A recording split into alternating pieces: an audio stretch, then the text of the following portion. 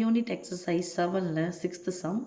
ஓர் உள்ளீடற்ற உலோக உருளையின் வெளிப்புற ஆரம் 4.3 சென்டிமீட்டர், உட்புற ஆரம் 1.1 சென்டிமீட்டர் மற்றும் நீளம் 4 சென்டிமீட்டர். உலோக உருளையை உருக்கி 12 சென்டிமீட்டர் நீளமுள்ள வேறொரு திண்ம உருளை உருவாக்கப்பட்டால் புதிய உருளையின் விட்டத்தை காண்க. இப்போது நான் ஏற்கனவே சொல்லிட்டோமா, ஒரு பொருளானது ஒரு வடிவமானது உருக்கப்பட்டு மற்றொரு உருவமாக மாறுது, இல்லைன்னா அதே உருவமாக மாறுது அப்படின்னு சொன்னால் அதனுடைய கன அளவுகள் சமம். ரைட்? இப்போது உருளை இருக்கு. என்ன உருளை?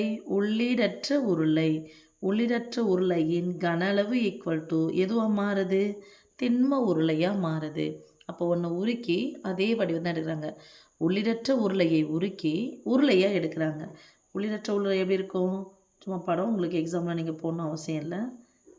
இப்படி இருக்க ஒரு உள்ளீடற்ற உருளையை உருக்கி என்னவா மாற்றுறாங்க? உருளையாக மாற்றுறாங்க. ரைட்? அப்போ இதனுடைய கனலும் இதனுடைய கனலும் எப்படி இருக்கும்? சமமாக இருக்கும். ஸோ கொடுத்துருக்கிறத ஃபஸ்ட்டு நம்ம புரிஞ்சுக்கிட்டோன்னா எழுதிடலாம். உள்ளீடற்ற உருளையின் கன அளவு ஈக்குவல் டு உருளையின் கன அளவு. உருளைன்றது திண்ம உருளையின் கன அளவு. இப்போ உள்ளீடற்ற உருளையின் கன அளவு ஃபார்ம் என்னது? பை இன்ட்டு உள்ளீடற்ற உருளைன்னு சொன்னாவே இங்கே இந்த மையப்புள்ளி இங்கே இருக்கிறது ஒரு பெரிய ஆரம் இருக்கும், ஒரு குட்டி ஆரம் இருக்கும். இந்த உருளைக்கு இருக்கக்கூடியது சிறிய ஆர், ஸ்மால் லெட்டர் ஆர். இங்கே இருக்கக்கூடியது கேபிட்டல் லெட்டர் ஆர். அப்போ பையா ஸ்கொயர் ஹெச்சுக்கு பதிலாக capital R square minus small R square into H equal to இந்த உருளையினுடைய கன அளவு pi into R square into H. இதுவும் ஹெச், இதுவும் ஹெச். அதில் இது H1 போடுறேன், இதை H2ன்னு போடுறேன். உயரம், இந்த உயரம் இதுக்கு போடணும். உருளையினுடைய உயரம் இது. ஆரம் இதுக்கு ஸ்மால் லெட்டர் R1ன்னு வைக்கிறேன், இது R2ன்னு வைக்கிறேன். ரைட்?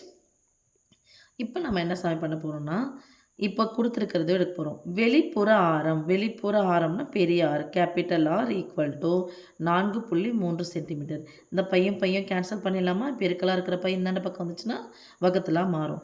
அப்போ இருக்கிறதுனால கேபிட்டல் ஆர், ஆர் ஸ்கொயர் இருக்குது, 4.3 த ஹோல் ஸ்கொயர் மைனஸ் உட்புற ஆரம். இந்த உட்புற ஆரம் தான் யார்?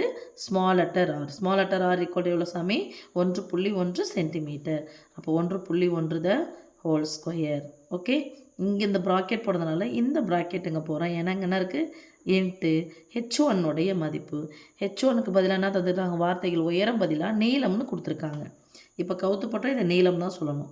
ரைட்? நிற்க வச்சா மட்டும்தான் உயரம் மாதிரி தெரியும். கவுத்து போட்டால் இது என்னது பேர்? நீளம். ஏன்னா செவகத்துலேருந்து இங்கே பாருங்கள், செவகத்து இருந்துச்சா இது நீளம் தான். ஸோ அப்போ H1 வந்து 4 சென்டிமீட்டர். இதுவும் சென்டிமீட்டர், இதுவும் சென்டிமீட்டர், இதுவும் சென்டிமீட்டர். ஓகே, அப்போ அலகுகள் கரெக்டாக இருக்கா? யூனிட்ஸ் வந்து கரெக்டாக கொடுத்துருக்காங்களா? நம்ம ஒரு முறை செக் பண்ணிக்கணும். இந்த R2 ஸ்கொயர் அப்படின்றது இந்த உருளை உருவாக்கப்பட்டாலும் இருக்காங்க இல்லையா, நீளமுள்ள உலோக உருளையை உருக்கி 12 சென்டிமீட்டர் நீளமுள்ள. அப்போ நீளம்ங்கன்னது H, அது H1, இது என்னது H2, இது H1. அப்போ இது எவ்வளோ? 12. அப்போ R2 ஸ்கொயர் எனக்கு தெரியலை இன்ட்டு H2 ஸ்கொயர். H2 மட்டும் என்ன கொடுத்துருக்காங்க? 12ன்னு கொடுத்துருக்காங்க.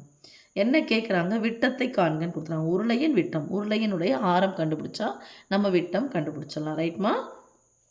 இப்போது இதுக்கு மட்டும் ஈஸியாக நான் ஒன்று சொல்கிறேன் பாருங்களா. A square minus B square இருக்குது. இந்த ஸ்கொயர் இருந்தாலும் க்யூப் இருந்தாலும் மறந்துடுங்க. மறந்துட்டு இங்கே என்ன இருக்கும் அப்படியே போடுங்க. 4.3 மைனஸ் 1.1. எத்தனை முறை போடணும்? 2 முறை. நான் ஒரு முறை தான் போட்டிருக்கேன். ஸோ இன்னொரு முறை போட்டுக்கிறேன். 4.3 மைனஸ் 1.1. இது என்னென்னா இங்கே மைனஸ் வந்துடுச்சு, இங்கே என்ன வரணும்? மைனஸ் வரணும். அப்போ ரெண்டுமே இங்கே பார்த்தோம்னா ப்ளஸ் ஆகிடும். இங்கே என்ன இருக்கும்? 4.3 மைனஸ் 1.1. இதை ரெண்டுமே ஒரே மாதிரி இருக்கலாம். த ஹோல் ஸ்கொயர்னு வந்துடும். ரெண்டு முறை இது ஒரு முறை, இது ஒரு முறைன்னு. அதனால் இங்கே ஒரு மைனஸ் போட்டிங்கன்னா அடுத்தது என்ன பண்ணணும்? ப்ளஸ். ஃபார்முலான்னு சொல்லுவாங்க இல்லையா, A minus B into A plus B formula. அப்போது நான் உங்களுக்கு ஈஸியாக சொல்கிறேன், இந்த ஸ்கொயரை மறந்துடுங்க. மறந்துட்டு இங்கே உள்ளே இருக்கிறது ஒரு முறை போடுங்க. இங்கே மைனஸ் வந்தனால இன்னொரு டைம் போடுங்க. 2 முறையில், 2 தடவையில் ஒரு முறை போட்டாச்சு, இன்னொரு முறை போடணும். இந்த ஒரு முறை, இது ஒரு முறை, இப்போ இன்னொரு முறை போடுங்க. இங்கே ப்ளஸ், இங்கே மைனஸ் போட்டால் இங்கே ப்ளஸ் பண்ணும். ரைட்? இந்த பெருக்கல் 4, இங்கே பெருக்கல் 12. பெருக்கலாக இருக்கிறனால அந்த பக்கம் வச்சுன்னா வகுத்தலாம் மாறும். அப்போ கேன்சல் பண்ணிக்கலாம். என்னன்னா 1 நாள் 4, 3 நாள் 12 equal to R2 square into 3. இப்போ இதை வந்து கழிக்கலாம். புள்ளி இங்கே பாருங்கள், புள்ளி புள்ளி இருக்கா, புள்ளிக்கு அப்புறம் ஒரு நம்பர், புள்ளிக்கு அப்புறம் ஒரு நம்பர். ரைட் சைடில் இருக்குது தசமன்னு சொல்லுவோம், லெஃப்ட் சைடில் இருக்குது முழு எண்ணு சொல்லுவோம். 3லேருந்து 1 கழிச்சிட்டா மீதி எத்தனைமா 2 புள்ளி வச்சுக்கலாம். 4லேருந்து 1 நீங்கன்னா எத்தனைமா 3. இந்த ப்ராக்கெட்னா அது பெருக்கல். இப்போ கூட்டிக்கலாம் அதே மாதிரி புள்ளிக்கு அப்புறம் இதை கூட்டலாம். முழு எண்ணு முழு எண்ணை கூட்டலாம். தசம எண்ணு கூட்டுறோம், முழு எண்ணு முழு எண்ணையும் கூட்டுறோம். 4 கூட 1 3 கூட 1 சேர்த்தா 4 புள்ளி 4 1 சேர்த்தா 5 equal to R2 square into 3. இந்த பெருக்கலாருக்கு 3 தானே பக்கம் வந்துச்சுன்னா வகுத்தெல்லாம் மாறும். அப்போ இங்கே இருக்கிறதுல எது வந்து 3ஆம் வாய்ப்பாடுனா இலக்கங்களை கூட்டி பாருங்கள். இங்கே 3 2 கூட்டினா 5 3 வரல, 3னுடைய மடங்கு வரல. 5 4 கூட்டினா 9. ஸோ 1 3 3 1 3 3 மீதி 2 8 3 24 ஒரு ஸ்தானம் தள்ளி புள்ளி வைக்கலாம். ரைட்மா? இப்போ இந்த 2 நம்பர் என்ன பண்ணோம், ஸ்கொயர் வடிவத்தில் மாற்றணும். இதுக்கு என்னடா ஸ்கொயர் அப்படின்னு சொல்லிட்டு பார்த்தா இதை பிரித்து போட்டு பார்க்கலாமா? இது 2ஆம் வாய்ப்பாடில் பிரிச்சுக்கோங்க. 16 2 32ன்னு வருமா? இப்போ 2 இன்ட்டு 16 2 32.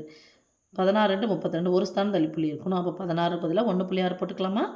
இன்ட்டு இப்போ இங்கே என்ன வாய்ப்பாடு போட்டணுமோ அதுக்கேற்ற மாதிரி இங்கே போடணும். இப்போது 2ஆம் வாய்ப்பாடுனா 2 இன்ட்டு 1.8ன்னு வரணும். 9 2 18 ஒரு ஸ்தானம் தள்ளி புள்ளி கொடுத்தனால இங்கே 0.9 போட்டுக்கலாமா? ஓகேம்மா?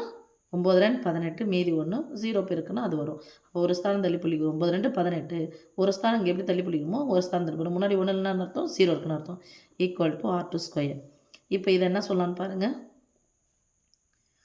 2 செத்தா 2 ஸ்கொயர் இன்ட்டு 16 6 ஸ்கொயர் 4 ஸ்கொயர்